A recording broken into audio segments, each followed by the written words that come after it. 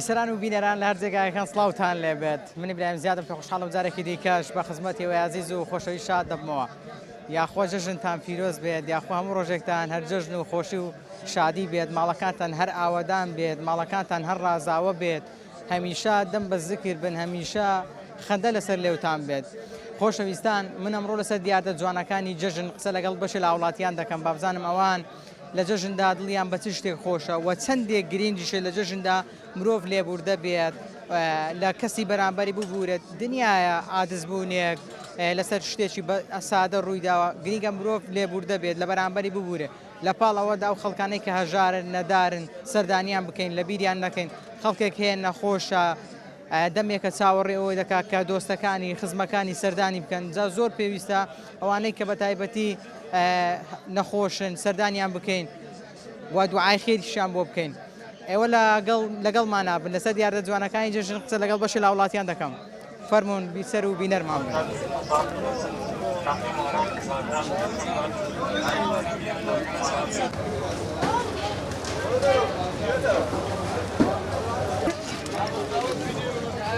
سڵاوی خوای گەورە لێبی. سڵاو لە تۆش بی سپاس دەکەم. جەژنەکەشت پیرۆز بێت. سپاس لەنگۆ پیرۆز بی لەسەر تاسەری کوردستانیش پیرۆز بی. با بزانم چەند دڵخۆشی بە جەژنی قوربان. بە خودای جێژنی قوربان جێژنەی تایبەتە بە تایبەتی بۆ هەموو خەڵکی کوردستان و عێراق جێژنەی مبارەکە. لە جەژندا پەیوەندی کۆمەڵاتیەکانت چۆنە؟ پەیوەندی کۆمەڵایەتی سفرە. بۆچی؟ بەخۆی ئێستا لە پاش کۆڕۆنەی خەڵکەکە بەعام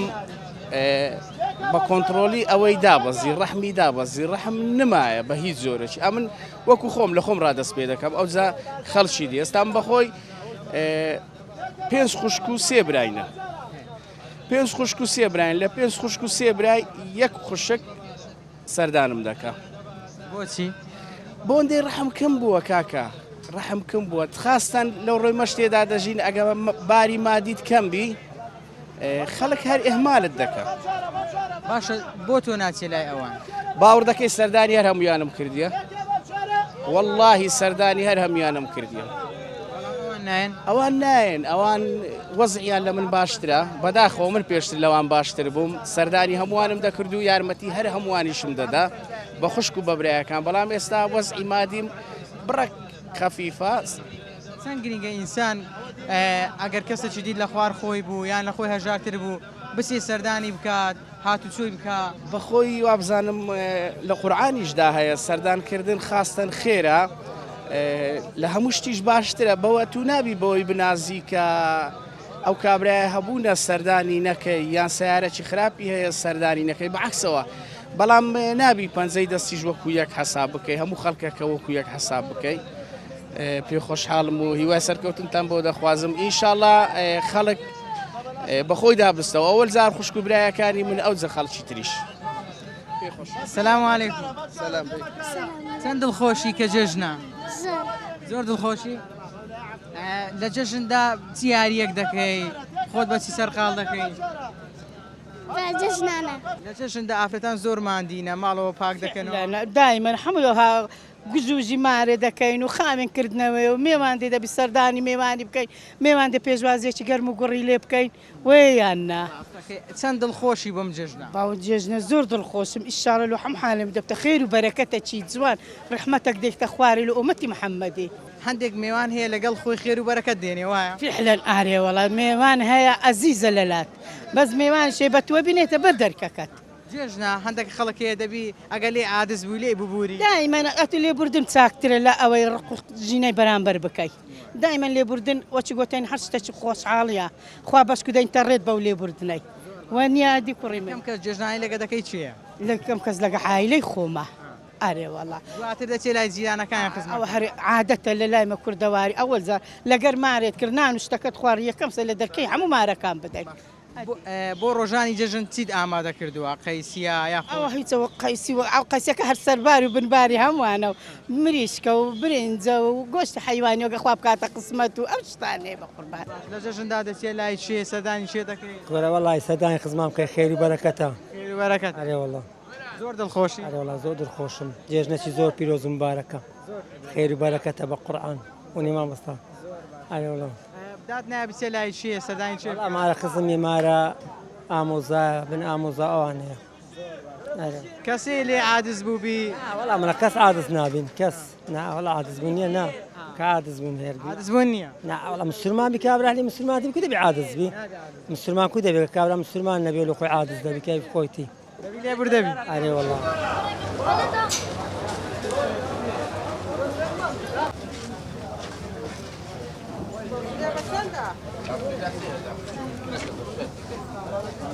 تتكري ولا وجهشن قيسي وماستم كريه بياز شمازو بياز شم كريه يعني خود آماده کردی بۆ جژن والله والله ما هذا كذا خۆشی کە جژنە والله هي دبي صادر يخرج بالججني هذا بهالنوع شيء دبي إدارة بكا خوش الججنة خوشة ئامادە کار کردی بۆی میوان بێ إن شاء الله کوت خۆت ئامادە کردی والله خوش سر من شعبكي بربوشن از سوريا ما از عفرين ما بزروا خوش كاس خل ورتي كاسي نوخي جهب ده احترام ده كان قيمته افد زانن تشت ارزانه پر ارزانه اري والله ارزانه والله ارزان قناه دين سوريا ده نقل ارزان ترى سند الخوشي کە جژنە والله كيف مرات ملاتي وبر باشن مرا حظك يعني جم جندي ولف ودوران تنا يعني نفاق درتنا اري زۆر دڵخۆشین بە هاتنی و جەژنی ئەرێ وڵە ئامادە کاریت کرد شتت کڕی ئەرێ وڵە تەوانە ئیشمان کڕێ لە بۆ ئەوەی مارم دارمان دڵخۆشکەین و ئامادە کاری شت کردی لەوەی میوان بێ و خزم و دۆستان تەوان هەرێ وڵە لە پێش هەموو شتەچی لای خوای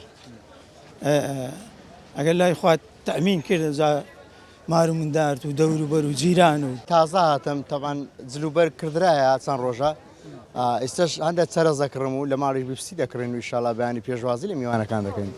چەند دڵخۆش کە پێشوازی لە میوانان دەکەی کە جژنی قوربانە وڵا تەوان دەبی دڵخۆش بیمادا ئینسانین و مسلمانین دەبی دڵخۆش بن بەو ڕۆژە چۆن ئای چۆن تۆش ئامادەی بۆ ئەوەی کە خزمەکانت بێن دۆستەکانت بێن ئینشاڵڵا پێشوازیان لێ دەکەین بە دڵخۆشیەوە تەوان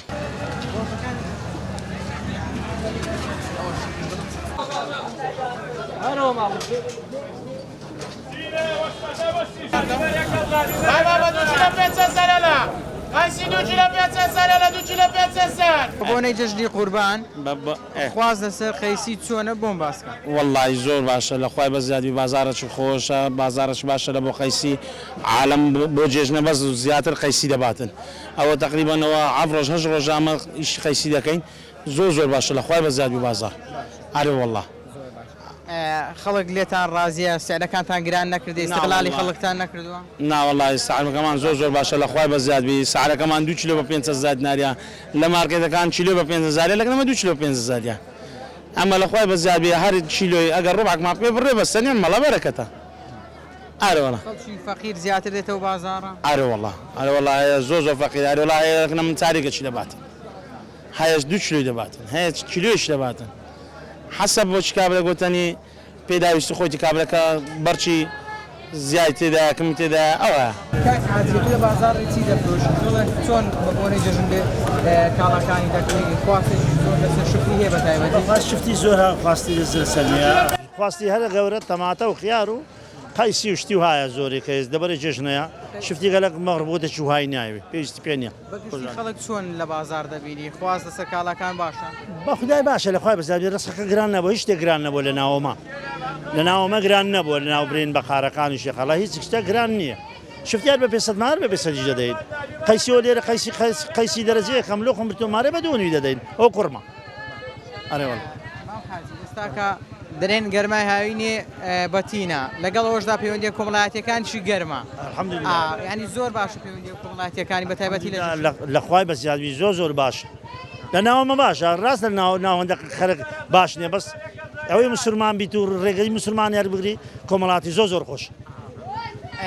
بەگشتی مشتریەکان لێتان ڕازینە ناڵێن کاڵاتان گران کردووە بە خودایی بازە شتێک هەیە گران بووە بازە شتێک هەیە گران بووە ئەوش کەمیە ئەگەر کەمی نەبی شتێک زۆربی هەرزان دەبی حتمما بەس کەمی فەرقی هەیە ئامادەکاری شت کردووە بۆی لە ماڵ و پێشوازی لە خزمەکان و دۆستەکان بکەین حتمما پێشوازی لە هەموو شتێک هەرچی میوانی ئێمە بێت دەسە چاوی خۆمادانێ پێشوازیش لە جێژنەکەی دەکەین ئەمە پێ خۆشحاڵی کە جێژنی قوربانە What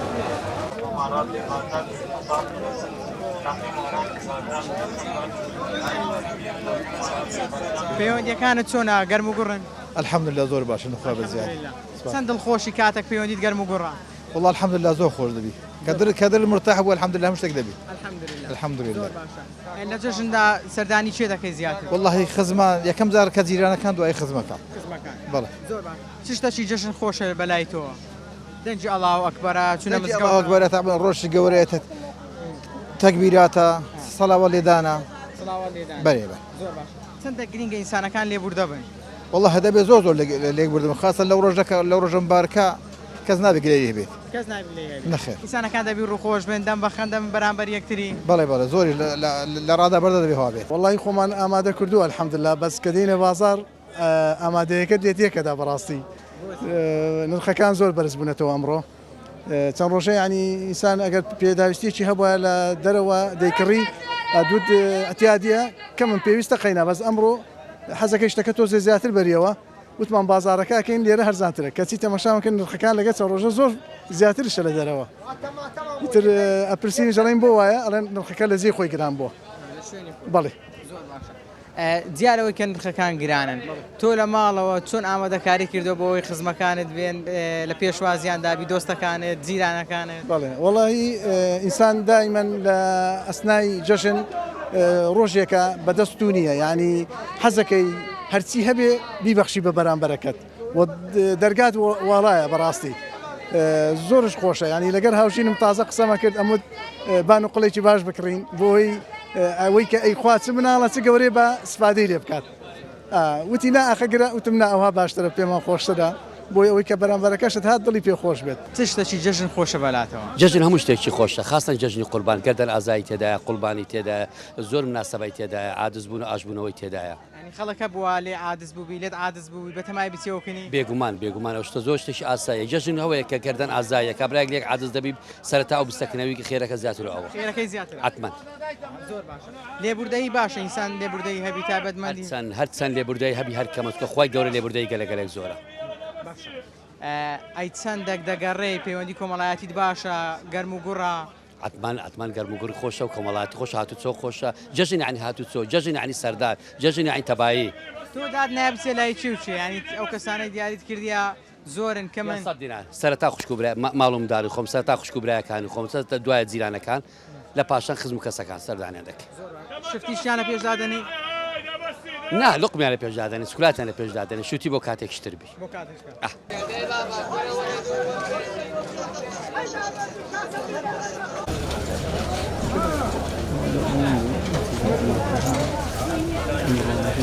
لە جەژندا چەند دڵخۆشی والله جێژن چەندی برێ نیعمەتێکی گەورەیە بەرێ چونکە ئەو جێژنە فەرقی هەیە ئەوە زۆر میمانان فکر لەوەی بکۆ ئەلان ئەوانی لە سێ عەرەفاتن ئەوەندە دریان خۆشە ئەوەندە دریان خۆشە عەفوشیدا هەموو ڕۆیشتن لە سێ عەرەفات ئەوە نیعمەتێکی خۆیان ئەلان لەوێ ئەوان دوعای دەکەن هەم لۆمەش دوعای دەکەن ئینشاءالله خوا لەوان خۆشەبی لەمەش خۆشەبی ئەوە نیعمەتە ئینسان گریانی دێ ئەوە ڕۆژەشی زۆر پیرۆزە زۆر گەورەیە سەتانوهەتی الله ئەعلەم سەتانوهەتی برێ شعبی کوردستان بسلمان یعنی بەعام ئەلعەم بە ڕۆژیە ئەوە نیعمەتێکی گەورەیە لۆ بە ڕۆژیە کە خوای گەورە لێی خۆش بیتن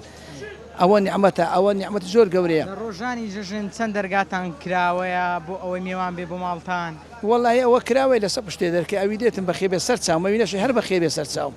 ئەمە ئەوی پێویستی سەردانیەکەن بەس تۆزێک برێ گەرمایە ئەگە دانی سیبیانەکەی زوو خلاسی نەکەی دانی وارە زۆر زەحمەتە بڕک ئەمە لۆ جێژنەی بکەینە دانک ڕۆژەکە دوور و درێژە سەردانیەکانمان زۆر بی ئەمە هان لە جەژندا دەرفەتە بۆ ئەوی سەردانی زیاتر بەێ ئەرێ وەڵی نیعمەتە ئینسە سەردانێ دۆست و برادان و خزمان و نەخۆشان و لێ قەوماوان بکە زۆر میهمە بەتایبەتی خەڵکی نەخۆش و لێ قەوما ئەوی بەپێ ئیمکانێتە ئەوی چەندی برێ میهمە تو سەدای نخۆشی بکەی ئەوەلی سەدای نخۆشی بکەی زۆر میهمە زۆر ئینسان ئەوە ڕوحمە ئەوە ئیمانە زۆر میهمە ئینسان سەدای نخۆشی بکە بەس ئەوە الحەمدولله چەند خۆشە ئەوی ماڵی کە دەچیان ئەو ماڵێکە ئەو کەسانی کە دێن بۆلات تۆ بە ڕووخۆشی بە ڕوێش خۆش پێشوازیان لێ وڵا ئیشاءالله ئەرێ وڵا ئەمە مەمنونی ئەو کەسینەکە کە سەردانمان بکە مەمنونی زۆر مەمنونینە زۆر مەمنونە بەس سەردانمان بکە ئەرێ وڵا ئیشاءالله قەت لێ بێزار نابین ئیشاءالله دەڵێن گەرماکەی هەولێر بەتینە دەبێت پەیوەندی کۆمەڵایەتیەکان شەوا گەرم و گڕبی نا دەرەزەیەکە ئەوە نیعمەتەی خۆیان هەموو دەگەی تو فکر لەوەی بکەوە یەک کەس مەسەل جیران کە خوانەکە مەسەل ئەوە هەمومان دەمرین کەس نامینێ کە دەمری ئەو هەموو خزم و کەسە خڕەبیتەوە فەوری هەموو ئیشەکەی لۆ جێبەجێکە مەراسیمەکەی سەقەبران و شوشتن و تازی و هەموو ئەدەوە نیعمەت نیخوای نییە یعنی بەبێ کەسی نامری ئەوە هەموو نیعمەتە ونیەدی نوێژ و ئەوە هەموو نیعمەتە ئەوە بەدەست چێکەتیە ئەوە شتێکی ژەژن خۆشە بەلای تو وەلای بەلایم چ خۆشبی یعنی دەنجی تەکبیراتە چونە مزگەوتە بەرێ ئەوە لە هەمووی خۆشترە چونە نوێژی سبەینێ لە مزگەفتێ تەکبیرات ئەوە لە هەموو شتەکی بەڕێمە لە هەموو شتێکی خۆشترە کەوچی دێ دەرێش دۆخی دەگەر بسلمانان دەکەی سەلاو دەسە پێغەمبەر صلی الله علیه وسلم ئەوە زۆر مهمە کە جیرانەکان دەگەڕێن دەرک بە دەرک دەگەڕێن سەلاو دەسە خۆشەویستی لێدان جێژنانەی دەکەن ئەوە مهمە ئەوە زۆر مهمە بەڕاستی لێت مبارەک بی لە توش پیرۆز بیبرای بەڕێزم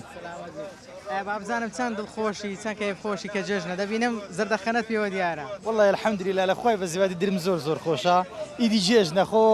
نابی موچومۆڕبی و شەڕاوی بی جێژن سێژن خۆشی و شادی و کەیف و پێکەنینە و سەردانی یەکدیکردنەوە بەڵێ گرینگە مسلمان کاتێک کە دەچێت لای ڕووی خۆش بێ دەم بە خەندە بێ ینی خەندە لەسەر لێوی هەر بیبینی یا توش دڵ خۆش بێ طبعا هەرێ وڵا کاکا دی مسلمان چیە ینی ئەگەر ئەمە موچومۆڕ مچ فەرقمانەوەی لەگە جوولەکە و لەگە کافر و لەگەوەی ئەمە بەچێ ینی خەرک دەمان بینی و دەمان ناسیتەوە بەس بە پێگەنی بە ڕووخۆشیەکەی وایە نا پێغەمبەر صلی الله علیه وسلم بە عەرەبەکەی تەماسوب و کەفی وەجهی ئەخیکە سەدەقە طبعا منیە پێکەنین یعنی ڕخۆشی و زەردەخەنە ڕووخۆشی و پێکەنی سەدەقەیە وایە نا لە جەژندا دڵت بەچی زۆر خۆشە تەکبیراتە چونە مزگەوتە گەردەن ئازادیە والله جێژن لەکنە من دوو شتە زۆر خۆشە یەک نوێژی بەیانیان کە دەچی دومیش خواردنی بەیانیانم زۆر عەز دەیە بەڕاستی پێ بێ بەیانیان حەزت لە چییە والله ئەمن برنج و فاسیلیا و گۆشت ما کردوارێک هەر ئەوە نییە ئارێ وڵ هەر ئەوەیە باشە زۆر خواز دەسەر قەیسی هەیە ئەمن لەگە قەیسی برادر نیمە والله لەگە قەیسی برادر نیمە ئەی پەیوەندی کۆمەڵایەتەکان چۆنە سەردانیەکانت باشە بە قورعان باش و خراپە ینی ئەوە نییە برێ هەوڵدە باشتری کەی باشتر بیتن دە ئیشاءالله باش لێت مبارەک بەڕێزی چاو دواز دەکەم بزانم ماڵەکەی خۆت چۆن ڕازاندۆتەوە طبعا ئەمە ماڵێک گوڵی تێە زیاتر گوڵی داخلی خەڵک دەباتن بەڵام داخلیمان نییە زیاتر عادیقەیە گوڵی ڕەنگا و ڕەنگە بابەتانە چەند دڵخۆشی چەند کەیف خۆشی الحەمدوللا شکرانی خۆی دێ دڵخۆشین بەنابوو چ شتێکی جێژن خۆشە بەلایتەوە طبعا جێژنانە خۆشە بۆ نمونە دەنجی تەکبیراتە چونە مزگەوتە لە دوای نوێژ کە دەچنە لەگەڵ یەکتر دەکەی گردن ئازاد دوای گردن ئازاد بن کە سەردانی ماڵە دەکەی قوربانی دەکەی ئەو بابەتانە زۆر خۆشە دڵخۆشە دەکات خۆت ئامادەکردەوە بۆ قوربانی ئینشاءڵڵا ئەوەی لە دڵمان بێ بینی خۆم بخوا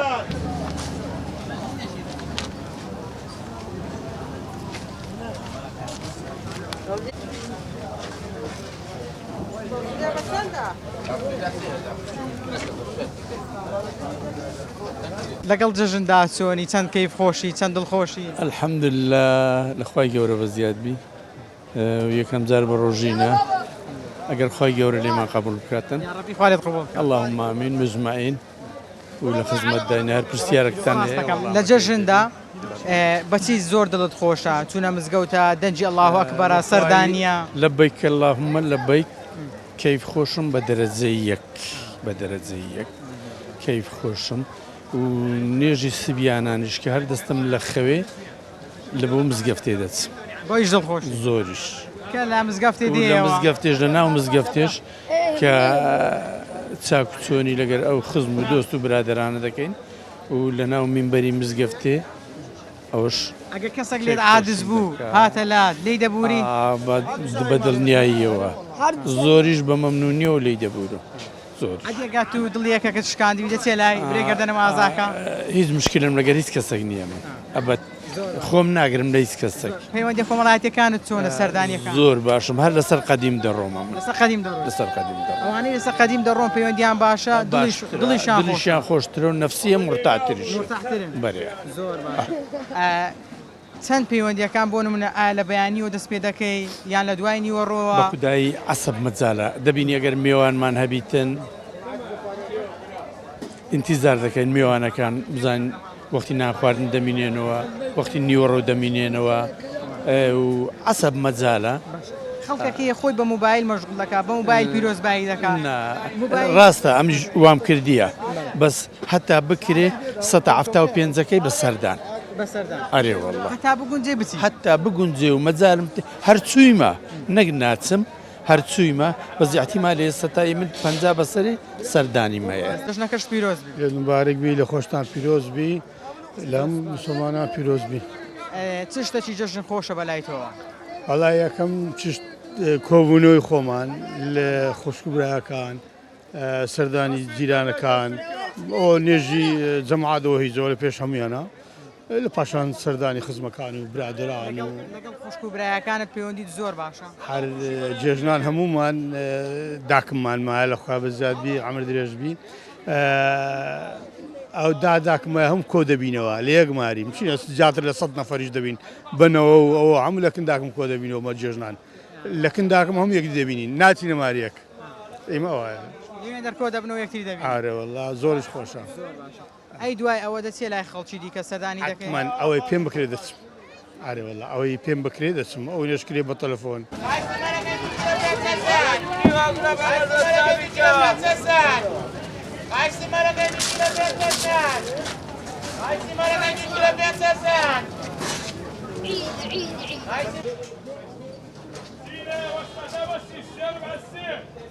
واللهی ئەوەندی ئەمن درم خۆشە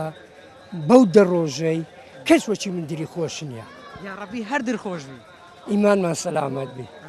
خدا درێکی وهای دایکە من ئەم خوای خۆم دەناسم هەموو شتێک لە مەڕەویە من لەو قەناعەتەی دامە کو ئێستا لە باش شێمە ئەوهام ینی چۆنەوە دڵخۆش بوو چۆنەوە زارم بە زیکرە هەردەم خوام لێ یادا ئەمن درم بەوەی خۆشە مردن بەدەستەویە ژیان بە بەدەستەویە هەستان بەدەنسەوی ڕۆیشتن بەدەستەویە ئەلحەمدولله حەجازەکانیشمان هەموو بەڕائیاناتن هەمووی لە چیای عەرەفاتن ئێستا ئەوەی بە تجاری و ئەوەی بە قسوسی و ئەوەی بە تەکسی و ئەوەی بە هەموو شتێکی وا لەوێن دەرن ئەمن درم بەوەی بە هەموو شتێکی خۆشترە جا خۆشەویستان من دیتم یعنی ئەو شایەتی بۆ دەدەم کە دەم بە زیکر بوو با بزانم هەمیشە ئاوا دەم بە زیکری هەردەم لە ڕیایە بچە دەرێ کەواتە مرۆڤ کاتێکە دەم بە زیکرا یادی خوای گەورە دەکا ئاسوودەیە دڵخۆشە کەیف خۆشە خدا ئیمانمان سەلامەتە ئەمن هەردەم زاریشم ئەو وایە ئەوەی دەور و بەریشم بێ هەمووی دەبی بێ دەستت خۆش بی خوای ئیمان سەلامەت با بزانم لە جەژندا سەردانیەکانت چۆنە پەیوەندی کۆمەڵایەتەکانت چۆنە بەو خوددایە من پێشی وەختی سیلەی ڕەحم قەتع نەکردیە چکە فەرمودەی پێغەمبەریە صلی الله علیه وسلم سێ شتی قەتع نەکردیە یەک سەڵات الزوعا دوو نوێژی چێشتەنگاو سێ سیلەی ڕەحم چار سەدەقە ئەوجە سەدەقە بە تااقەت و توانای خۆ چەندت پێکرا ئەوەندی بکە خەڵکەکەی لێمان عادز بووە یان خەڵکەکەی ئەمە لەوان حادز بووینە گلێ یەک هەبووە چەند گرینگە بچینەوە لایەن ئەمن باب و باپیری منەوە پێر کردیمە ئەگەر لەو لایشان دە بەرێ لەو لایش بدە دیارە من ناحەقیم کردیە دیارە ناحەقیم کردیە ئەگەر نالۆ دیارە غەدرەکە لە خۆمەوەیە ئەگەر هەرشە ئەمە شتەکە ئێستا قسەی من نەبی لۆ بیکەم نایکەم بەراکە قسەی من بی ئەو جەدەیکەم شتێک بە من چابی زۆر زۆر خۆشە بەرە بە من چانەبی لۆ تێشی دەدەم تێشی نادەم چعیدری کەسی لە خۆ عاجز ناکەم گردنی ئۆمەتی محەممەدی ئەوی ئیماندارە گردنی ئۆمەتی محەممەدی هەمووی ئازابی لەلای منەوە هەمووی ئازابی کە سەر بەباری پێکەمەوە سونەتی منە 33 جاران سبحان الله 33 جاران الحەمدولله 34 جاران الله ئەکبەر سونەتی پێغەمبەری صلی الله عليه وسلم هەموو شەوێ 100 سەلاوەتی لێدە بن و لەگەر ئاەتی کورسی ئەسکارەکان بخینە تکە بزات چۆ خەونی خۆش دەبینی بەرا لە کات و ساتی خۆشی بنووی ئەتو نوێژە سبەینانە ئەوڕۆ بە جەماعەت نەکەی ئەوڕۆ کە نوێژی جەماعەتت کرد سبەینێ لە زامنی ڕەب العالەمین چێ دەتوانین دەستت بگەنیتێ بەرا ئەو ڕۆکە من نوێژەکانمان چوو ڕۆژەکانمان چوو یەک ڕۆژی سونەت بە ڕۆژی دەبێ هەفتا پایز لە ئاگری جانەمێ بەدە ئەو دە ڕۆژەی فرسەتە لە بۆ ئینسانی بسرومان ڕێز یاخوا هەمیشە دڵخۆشبی ئیمانمان خوا سەلامەتت کات خدا ناجێوکە لە دنیا و لە قیامەت بەڵێ ئەیزان و خۆشەویستان ئەوەی بینیتان و بیستان سەرنج و تێڕوانی هاوڵاتیانی شاری هەولێر بوو لەسەر دیاردە جوانەکانی جەژن یەک لە دیاردە جوانەکانی جەژن ئەوەیە مرۆڤ لێبوردەیە بەرامبەری گردنی کەسی بەرامبەر ئازاد دەکا و ئەویش بە هەمان شێوە کەواتە ئەوەی دیاردەیەکی جوانە و سەردانیەکان پەیوەندیە کۆمەڵایەتیەکان تۆ دەمێکە سەردانی کەسێکت نەکردووە مەشغوڵ بووی سەرقاڵ بووی بە هەر هۆکارێک بێ بە هەر